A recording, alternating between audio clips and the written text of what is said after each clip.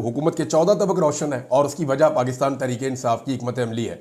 जैसे जैसे चीज़ें बाहर आ रही हैं और जैसे जैसे तैयारियां कर रही है पाकिस्तान तहरीक इंसाफ, हुकूमत के लिए मुश्किलात बढ़ती जा रही हैं। देखें, ये कोई एक दो दिन की चीज़ नहीं होने जा रही या कोई चंद घंटों का शो नहीं होने जा रहा। इसके पीछे इमरान खान साहब की एक लंबी सोच है और उन्होंने ये जो एक ऑर्डर भेजा है कि अभी कराची वाले और जो लोग कोयटा में मौजूद हैं वो इस्लामाबाद के लिए ना निकलें, उसमें भी कुछ कहानी जो है वो छुपी हुई है। होगा ये कि सबसे पहले खैबर पख्तूनख्वा से एक बहुत बड़ा काफ़िला पहुंचेगा और जब ये काफ़िला इस्लामाबाद को टच कर रहा होगा तो उस वक्त तक इस्लामाबाद और रावलपिंडी के लोग नाक में दम कर चुके होंगे मौजूदा हुकूमत के। पंजाब के अंदर जगह जगह आपको छापे, गिरफ्तारियां और ये मनाजर आपको नजर आएंगे, लेकिन मैक्सिमम गिरफ्तारियां भी कर ले तो चंद 100 लोगों से ज़्यादा गिरफ्तार नहीं किए जा सकते। जबकि पाकिस्तान तहरीक इंसाफ के हमायती या आप ये कह लें कि आम शहरी जो इस हुकूमत के खिलाफ हैं उनकी तादाद लाखों करोड़ों में है, वो बहुत बड़ी तादाद है। इमरान खान साहब एक मोमेंटम बनाएंगे, जैसे ही खैबर पख्तूनख्वा के लोग पहुंचेंगे इस्लामाबाद में, रावलपिंडी इस्लामाबाद के लोग उनके साथ मिलेंगे तो ये एक बहुत बड़ा एक हुजूम बन जाएगा और ये लोग बढ़ेंगे इस्लामाबाद की जानिब और इस्लामाबाद में ये अपने मुतालबात के लिए स्टे करेंगे। ये वहाँ रुकेंगे जब तक इनके मुतालबात नहीं माने जाते। उस वक्त पाकिस्तान तहरीक इंसाफ अनाउंस करेगी कि कराची के अंदर फौरी तौर पे निकलें और वहाँ के लोग वहाँ एहतजाज कर दें। मोमेंटम बना होगा, कराची में एहतजाज शुरू हो जाएगा, कोयटा के अंदर एहतजाज शुरू हो जाएगा, लाहौर के अंदर एहतजाज शुरू हो जाएगा और आहिस्ता आहिस्ता पाकिस्तान तहरीक इंसाफ की जो हिकमत अमली सामने आ रही है वो ये है कि पाकिस्तान तहरीक इंसाफ मौजूदा हुकूमत को और निज़ाम को पूरी तरह मफलूज करने का इरादा रखती है। लेकिन डिपेंड करता है कि पाकिस्तान तहरीक इंसाफ आम आदमी को कितना इफेक्टिवली इसके अंदर एंगेज कर सकती है। देखिए, तहरीक इंसाफ के अपने कारकुन हैं, जो पक्के लोग हैं, उनके जो वर्कर्स हैं, उनकी तादाद भी अब बहुत ज़्यादा है, बाकी सारी पॉलिटिकल पार्टी से ज़्यादा है। तो ये तो मुमकिन है कि उनके अपने लोग आएँ, लेकिन उनके अपने लोग आएंगे तो वो इंप्रेशन भी नहीं बनेगा। और अगर सिर्फ पाकिस्तान तहरीक इंसाफ के लोग वहाँ पर जमा होंगे तो हमने माजी में देखा है वो बहुत बड़े बड़े जलसे ज़रूर करते हैं, लेकिन जब तक कि आम आदमी इसके अंदर शामिल नहीं हो जाएगा तब तक ये वो वाली तहरीक नहीं बनेगी जो इमरान खान साहब जेल में बैठकर सोच रहे हैं। अब ये सबसे बड़ा सवाल है कि आम आदमी जो नाको नाक तंग आया हुआ है, जो बहुत परेशान है, जिसको रोज़ाना एक बुरी खबर मिलती है सुनने के लिए, रोज़ाना एक छोटा सा हार्ट अटैक आता है, रोज़ाना एक तकलीफ होती है, वो आम आदमी किस तरह बाहर निकलेगा, कैसे मोटिवेट होगा और कैसे इस एहतजाज का हिस्सा बनेगा। अली अमीन गंडापुर खैबर पख्तूनख्वा से काफिले को लीड करेंगे और जो सूबाई जितने भी लीडर हैं वो अपने अपने सूबों को लीड करेंगे।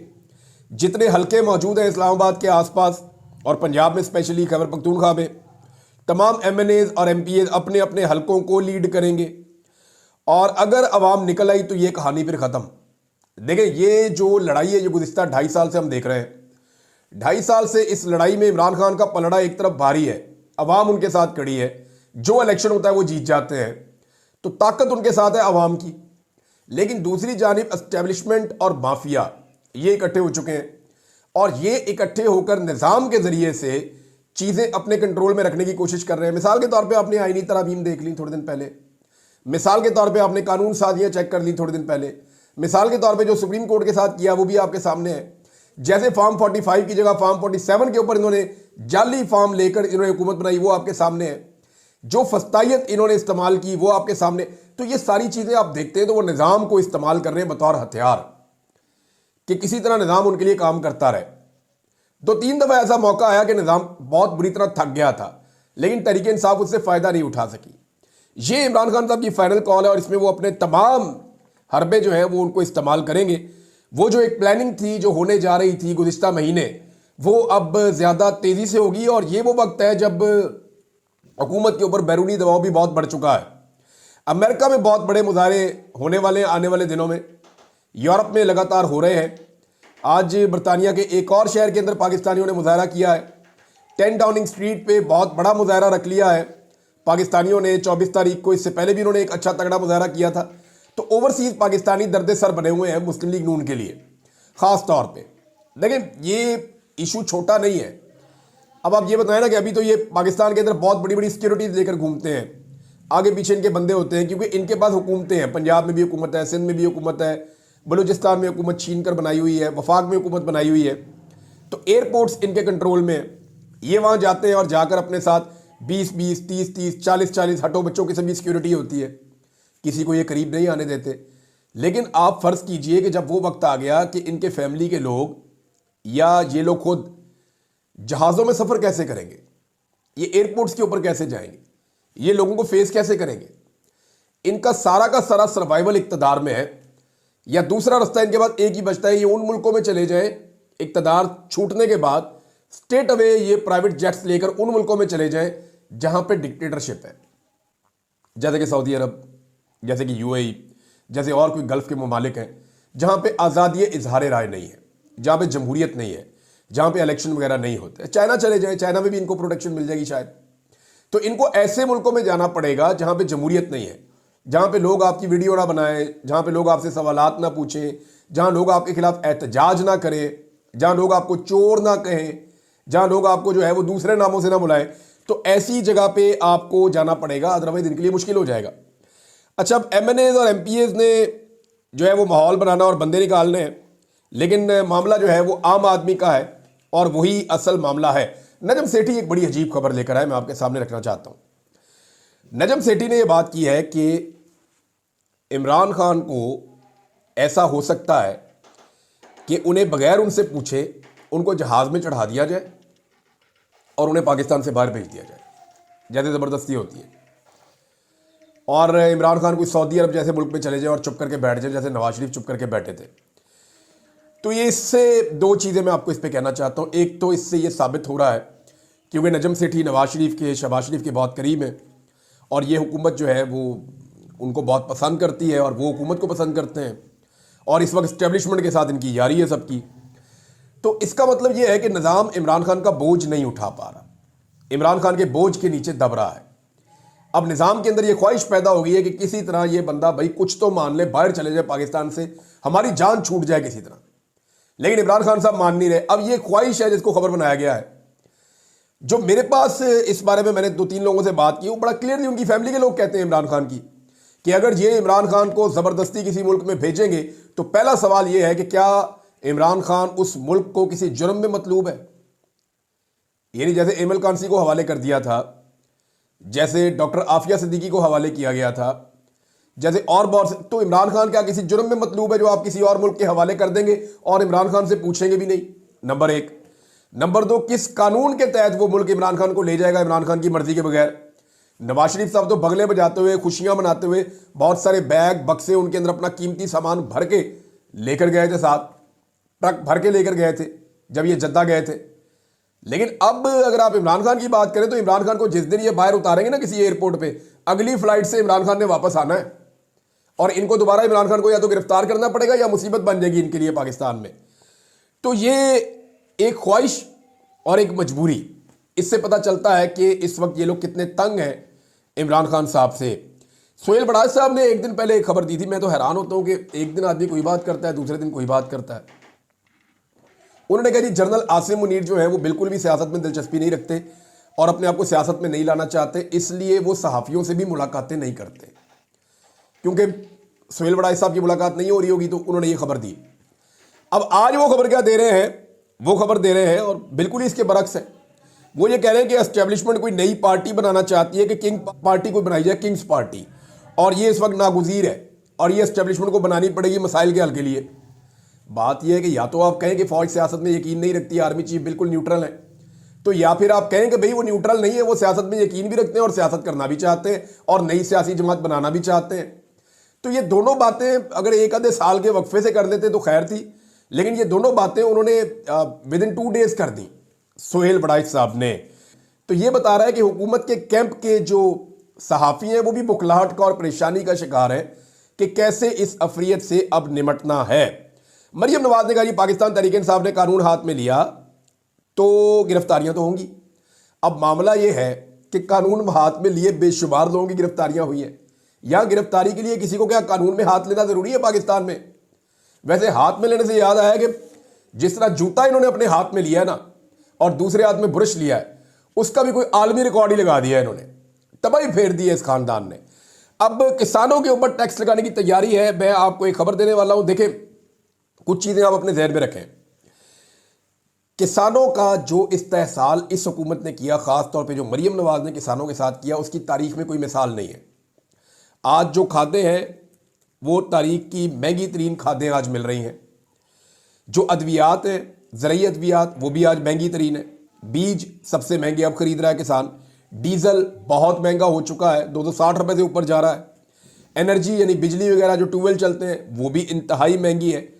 और ट्रांसपोर्टेशन भी बहुत महंगी हो गई है। अगर किसी ने कोई फसल तैयार कर ली है तो उसको मंडी तक ले जाने के लिए उसके जितने अखराजात हो जाते हैं वही पूरे नहीं होते।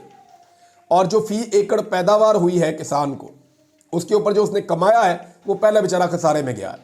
चावल के किसान भी रो रहे हैं, गंदम के किसान भी रो रहे हैं, और अभी आगे आलू लगने लगा है तो वो किसान जो है उनके साथ क्या होगा पंजाब में, हम पहले ही इमेजिन कर सकते हैं। लेकिन अब किसानों को मजीद तबाह करने के लिए इन्होंने एक फैसला किया है, और ये IMF के कहने के ऊपर किया है। ये जो टेक्सटाइल के ऊपर और ज़राअत के ऊपर जो टैक्स छूट थी वो तो ख़त्म कर रहे हैं, लाइफ स्टॉक और ज़राअत के ऊपर बड़े बड़े टैक्सेस अब इन्होंने लगाने का फैसला कर लिया है। अब होगा ये कि अगर कोई भी आदमी किसान टैक्स जमा नहीं करवाएगा तो उसको भारी जुर्माने भी ये कर देंगे। यानी चाहे उसकी फसल नुकसान में बिके, चाहे उसकी फसल फायदे में बिके। यानी अगर ज़मीन का आप पट्टा साथ शामिल करें, ज़मीन का किराया आप साथ शामिल करें, तो कोई भी किसान फायदे में नहीं जाता, जो अदाद-ओ-शुमार इस सीज़न में निकले हैं। अब फैसला इन्होंने ये किया है कि 12 लाख से कम ज़रूरी आमदन वाले ज़रूरी टैक्स नायब दहिंदा को 10,000 रुपये जुर्माना भी होगा, और बिल के मुताबिक ज़रूरी ज़मीन पर इनकम टैक्स की छूट ख़त्म कर दी जाएगी, जबकि लाइफ स्टॉक पर भी टैक्स में ज़रूरी टैक्स शुमार किया जाएगा। और इसके बाद जनाब 4 करोड़ से कम ज़रूरी आमदनी वाले ज़रूरी टैक्स नादहिंदगान को 25,000 और 4 करोड़ से ज़्यादा ज़रूरी आमदनी वाले ज़रूरी टैक्स नादहिंदगान को 50,000 रुपये जुर्माना किया जाएगा।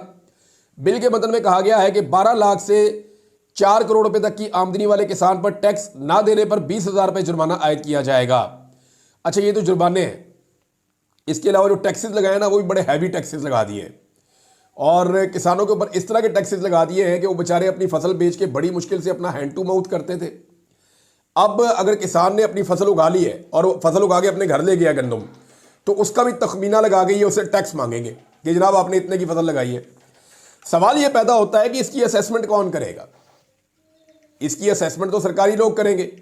तो ये जो सरकारी महकमे इसकी असेसमेंट करेंगे, वो महकमे उनके लिए खाबे खुल गए। अब किसानों का इन्होंने जीना आराम कर देना, इनके रिश्वत के नए दरवाजे खोल दिए गए हैं। यानी जो मरीम नवाज कहती थी कि मैं गंदम इसलिए नहीं खरीदती कि उसके अंदर करप्शन हो जाती है, अब उन्होंने पूरे महकमे को करप्शन का मौका दे दिया है कि जाओ जाके असेसमेंट करो, इसका मुनाफा कितना है। अब वो जो असेसमेंट करेंगे उसके मुताबिक वो किसानों से पैसा ऐंठ लेंगे। तो जो भी मरीम नवाज साहबा ने किया ना, थोड़े दिन पहले ट्रैक्टर पे बैठी ना, तो मुझे उसी वक्त मैंने कानों को हाथ लगा लिया था। हुआ ये कि इन्होंने पुलिस की वर्दी पहनी मरीम नवाज ने, और उसके बाद पुलिस का बेड़ा गर्क हो गया। हमने देखा जनाब पुलिस का मोराल डाउन हो गया। बहावल नगर में पुलिस को मार मार के बेड़ा गर्क कर दिया एक और महकमे के लोगों ने, पाक फौज के लोगों ने। उसके बाद कच्चे के डाकू जो है वो उनसे पुलिस वाले कत्ल करवा दिए। पुलिस का बिल्कुल ही भट्ठा बिठा दिया, सियासी मकासद के लिए इन्होंने इस्तेमाल किया, चादर और चार दीवारी का तकद्दुस पामाल किया। थोड़ी बहुत जो पुलिस की इज्जत थी उसका बेड़ा गर्क कर दिया जब से मरीम नवाज ने वर्दी पहनी पुलिस की। जब डॉक्टर की वर्दी पहनी तो अस्पतालों का बेड़ा गर्क कर दिया। रोजाना किसी ना किसी अस्पताल से खबर चलती है कि आज ये प्रॉब्लम हो गया। मरीजों की दवाइयां इन्होंने बंद करवा दी हैं, मुफ्त इलाज इन्होंने बंद करवा दिए हैं, सेहत कार्ड इन्होंने ले लिया है। मेयो अस्पताल के अंदर रिपोर्टें चल रही हैं कि फलां फलां फलां फलां इलाज बंद हो चुका है। और अभी एक नई रिपोर्ट आई है कि निश्तर अस्पताल मुल्तान में जो एड्स के मरीज हैं उनकी डायलिसिस की मशीनें अलग होती हैं। इनको एड्स है, इनकी मशीनें अलग रखो, ये ना हो कि बाकियों को लग जाए। उनकी मशीनों से आम मरीजों के इन्होंने डायलिसिस कर दिए। उसमें 30 बंदे एड्स से मुतासर हो गए और एक बंदा जो है वो जाँ बहक भी हो गया। अब ये इस किस्म के कारनामे पंजाब में हो रहे हैं क्योंकि इन्होंने डॉक्टर का यूनिफॉर्म पहन लिया है। अब जिस दिन ये ट्रैक्टर पे बैठी ना, मुझे अंदाजा हो गया था अब किसान का भी बेड़ा गर्क होने लगा। और ये किसान का जो इन्होंने बेड़ा गर्क अब किया है वो एक पंजाबी की मिसाल है कि जिथे पैर उथे ही खैर। तो ये इनका जिथे पैर उथे ही तबाही, ये कर रहे हैं पंजाब के साथ। और मरीम नवाज साहब ने देखे ना, सियासत पे कदम रखा, नवाज शरीफ की सियासत तबाह कर दी। पुलिस का यूनिफॉर्म पहना, पुलिस तबाह कर दी। डॉक्टर का यूनिफॉर्म पहना, सेहत तबाह कर दी। किसान के ट्रैक्टर पे बैठी किसान भी तबाह कर दिए। जिस काम में हाथ डाला बेड़ा गर्क किया इन्होंने पकड़ के। बातें नाज़रीन इनकी बड़ी बड़ी है। अब आप शहबाज शरीफ साहब की एक छोटी सी मिसाल मैं आपको दे देता हूँ। ये खबर दी है शहबाज राणा साहब ने। खबर आप देखें कि गुज़िश्ता साल जो लाइन लॉसेस थे बिजली के मद में, वो 591 अरब थे। और इस साल शहबाज शरीफ साहब ने इतनी बेहतरीन कारकर्दगी दिखाई, बंदे भी ज़्यादा इन्वॉल्व किए, मेहनत भी बड़ी की, और जो लाइन लॉसेज है वो 637 अरब रुपए हो गए हैं बढ़ के। ये जनाब इनकी कारकर्दगी है। हर वो चीज़ जिसमें नुकसान है वो बढ़ती जा रही है, और हर वो चीज़ जिसमें फ़ायदा है वो घटती जा रही है, और महंगाई है वो घटने का किसी सूरत नाम ही नहीं ले रही। और मुंह फाड़ के ये कह देते हैं हर जगह पे बैठ के कि जनाब हमने तो महंगाई ठीक कर दी है। किधर ठीक कर दी है? कभी बाजार गए हैं आप? कोई सौदा लिया आपने? वो जो लोग पहले बताते थे कि हम बाजार गए, बाजार में ये हालात है, जाके लोगों के इंटरव्यूज करते थे, उनमें से आज कोई भी बाजार जाने के लिए तैयार नहीं है। कोई लोगों से ये पूछने के लिए तैयार नहीं है कि जनाब पाकिस्तान में महंगाई की सूरत हाल है, उसके ऊपर कोई बात आप कर लें। ख्वाजा आसिफ साहब ने बरतानवी पुलिस से मुलाकात करके एक रिपोर्ट करवा दी, वजीर दिफा है पाकिस्तान के, तो उन्होंने कहा जी ये मुझे धमकी दी गई। हालांकि उस बंदे ने धमकी नहीं दी, उस बंदे ने ये बताया कि कुछ छुरी मार सकता है इसको, वहाँ पे वो धमकी लेंगे ही नहीं। उसने ये नहीं कहा कि मैं तुम्हें छुरी मार देंगा या मैं तुझे छुरी मार दूंगा, ये नहीं कहा। उसने कहा कि इसको जिस तरह तुम लेकर जा रहे हो संभाल के। वो एक सहाफ़ी है इस्लामाबाद के, वो उनको ख्वाजा आसिफ साहब को जो है वो सहूलत फराम कर रहे थे, तो उसको उन्होंने कहा कि हाँ संभाल है, कोई छुरी ना मार दे, कोई ना मार दे। ये कहा, इतने लोग मार भी देते हैं। तो ये जो बात की है ख्वाजा आसिफ के बारे में, ये सिर्फ एक मशवरा है एक तरह का, ये धमकी नहीं है, ना इसको थ्रेट कहा जा सकता है।